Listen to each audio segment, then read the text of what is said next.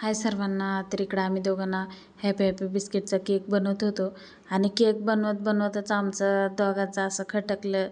इथं एक बोलत बोलतच की ते राग बाहेर निघून गेले आणि मला सुद्धा खूप राग आला होता. पण मी तर काही किचनच्या बाहेर निघू नाही शकत, कारण एवढं सगळं मी बनवायला घेतलं तर मी वेस्ट नाही करू शकत. तर मी इकडं हे सगळं मिक्सरमधून बारीक करून घेतलं. त्याच्यामध्ये साखर टाकली 3-4 चम्मच आणि इकडं इनो मग ते एका डब्यामध्ये काढून घेतलं आणि त्याच्यामध्ये इनोसुद्धा टाकला आणि थोडं दूध घेतलं.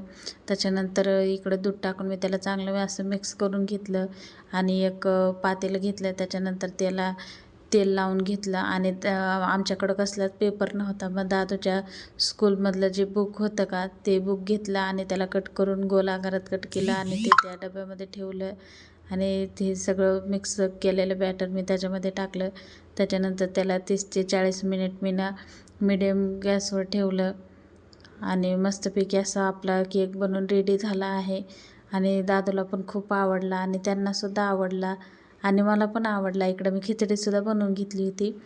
तर इकडं ते थंड झाल्याच्यानंतर एवढं पण नव्हतं थंड झालं, सो मीडियम थोडं थंड झालं होतं. मग त्याला मी चांगलं असं कट करूनसुद्धा घेतला आणि त्याच्यावरती मी थोडं चॉकलेट सिरप टाकलं होतं आणि खूप छान झाला होता. तर तुम्हाला कसं वाटलं मला कमेंटमध्ये नक्की सांगा.